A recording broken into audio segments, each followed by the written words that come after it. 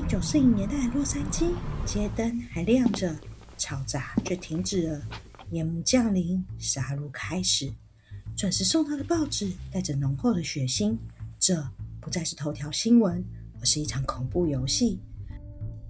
Hello， 欢迎来到小角落。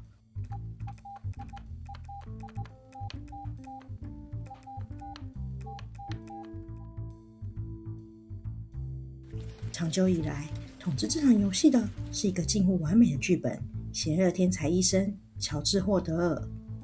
前洛杉矶警探 Steve 告诉世界，黑色大理花案的凶手就是他的父亲，那位智商186、混迹好莱坞上流圈的外科名医。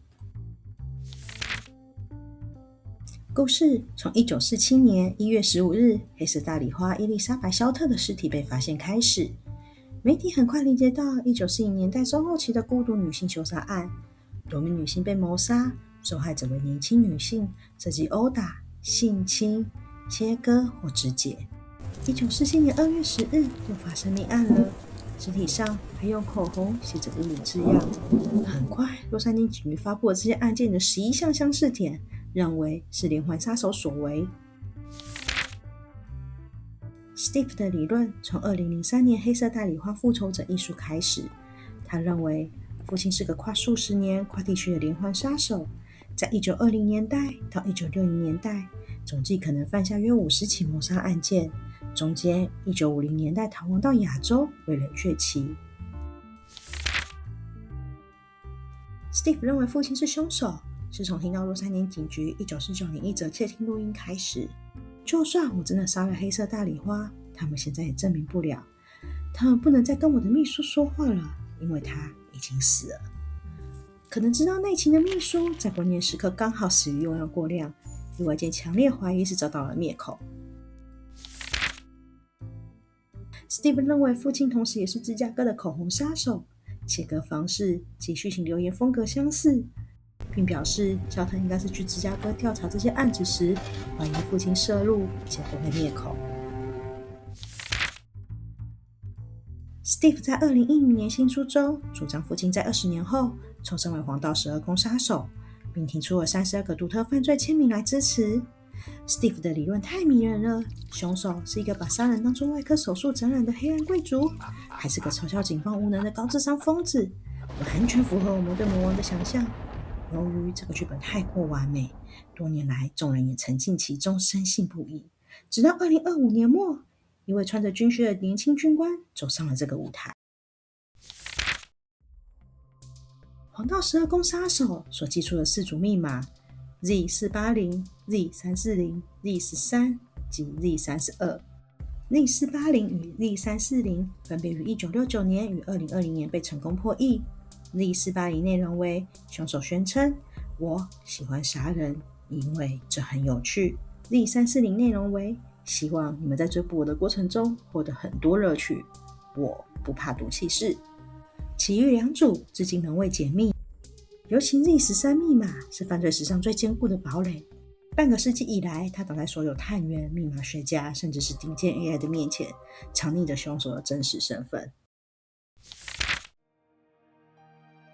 2025年，美国悬案顾问公司共同创办人、独立调查顾问鲍勃出手破解。这一次，他利用 AI 生成7100万个由13个字母组合的名字，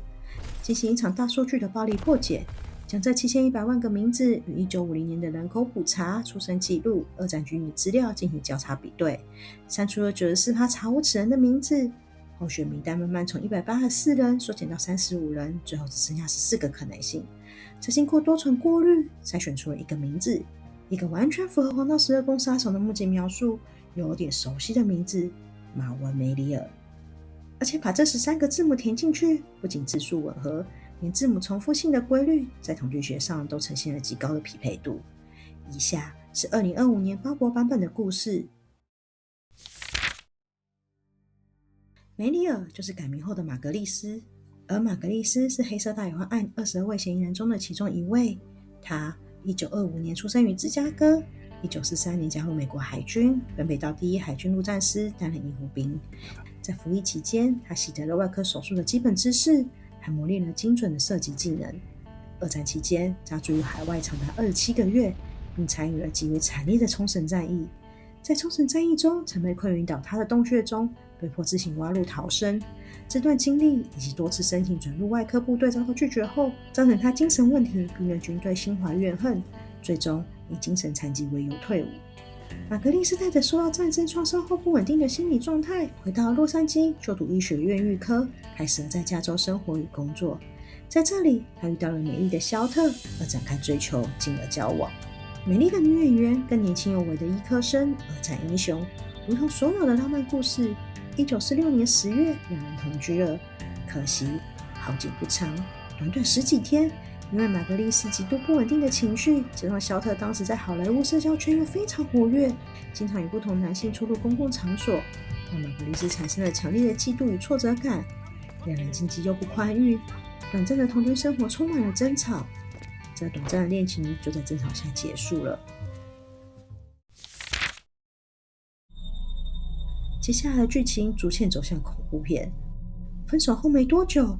肖特曾向有人提到，他与一名前海军陆战队军人闹翻了，而且这个人表现得非常古怪且令他害怕。肖特也曾向有人提到自己被一名神秘男子跟踪，感到极度恐惧。跟在肖特遇害前一晚，一名女警在洛杉矶中心的巴士站遇到了情绪崩溃的肖特，哭诉说他正受到前海军陆战队男友的死亡威胁，对方对他非常愤怒。最终，肖特的消息出现在各大新闻头条。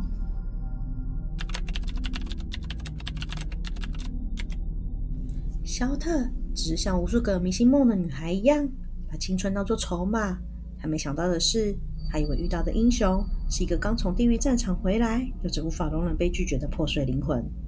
玛格丽斯刚从惨烈的冲绳战役退伍，具备高度的攻击性。当他被肖特拒绝或分手时，这种挫折感转化成了致命的猎杀冲动。加上肖特在好莱坞交际花的生活，让玛格丽斯感到极度的失控。对着肖特尸体那种精准的横断式的切口，在医学上极其专业。专家认为，玛格丽斯将肖特当成了他的终极解剖实验。通过精准的切割，他不再是那个被拒绝的学生，而是一个掌握生死、展现神级技术的艺术家。黑色大理花的案件造成前所未有的媒体狂热，由于极度残忍的手法引发全国关注。警方收到数千条检举，嫌疑人超过150人，甚至有数十人主动出面自首。在如此混乱的情报网中，玛格丽斯一个看起来低调的医科学生被淹没在众多名单中。玛格丽斯又谎称自己与肖特并不熟识，再加上当年时间线的误判，玛格丽斯甚至曾被排除在嫌疑人之外。黑色大理花案发生后几年，玛格丽斯尝试回归学校，但最终中断医科课程，开始在洛杉矶周边低调生活，表现得像一个学业受挫的退伍军人，避开警方的后续追踪，并开始从事精密机械、地图绘制或统计相关的工作。在大理花案后，玛格丽斯在洛杉矶的生活并不顺遂，在1950年代左右正式开始使用马文梅丽尔这个名字，切断于1940年代那些阴暗记录。他于1950年代结婚并育有子女，在邻居眼中是一个标准的美国战后中产家庭，在家中是一个极度权威、控制欲强的父亲。试想一下，这位父亲白天在除草，跟家人一起用餐，但在深夜，那双曾经切开过肖特的手，他的内心是否正渴望下一次的狩猎？1960年代中后期，梅里尔搬到了北加州的湾区，并在当时一家大型技术公司工作。此时43岁的梅里尔婚姻出现裂痕，职场上怀才不遇，产生了严重的中年危机，重新点燃了他的愤世嫉俗。夜幕降临，穿着军用的长靴，带着收藏的军用刺刀，精准的设计能力，经典的标示，以及自制的服饰，讲究的信件排版，宣告着 This is Zodiac speaking， 又一次占据了新闻版面。黄道12宫前2起袭击案地点都在离梅里尔家车程30分钟内。在海军学到的技能，加上技术测绘与制图领域工作的经验，成为设计出如此复杂密码的关键。黑色大理花案的尸体被摆放的位置、姿势，在被专家称为摆拍的侧写分析上说道，凶手似乎更在意别人如何看待这件作品，而不仅仅是杀戮。黄道12宫杀手对信念排版的讲究，还有圆圈十字设计的经典标志及密码的符号设计，显示他对视觉符号与仪式感有着近乎偏执的兴趣。而且经过监视比对，梅里的手写字迹，特别是某些特定字母的写法，与黄道12宫杀手的亲笔信有着高度的重叠。更令人毛骨悚然的是，梅丽尔临终前留下一幅名为伊丽莎白的素描，线条流畅，精准捕捉人物的忧郁神韵，以及在画中砍入 Zodiac 的手法，展现了他将视觉图像与秘密剧情结合的兴趣。梅丽尔这位具艺术天分的医科生，还是一位二战英雄。比起上一代的魔王，似乎更具戏剧性，更符合大家心目中的主角形象。但是，真的有那么完美的凶手吗？你认为这就是真相吗？还是专属于我们这个年代悬案故事里的主角呢？今天的事件就分享到这里。如果喜欢我们的分享，欢迎按赞订阅哦，也邀请大家留言跟我们聊聊你的看法。小角落，我们下次见。欢迎再到小角落。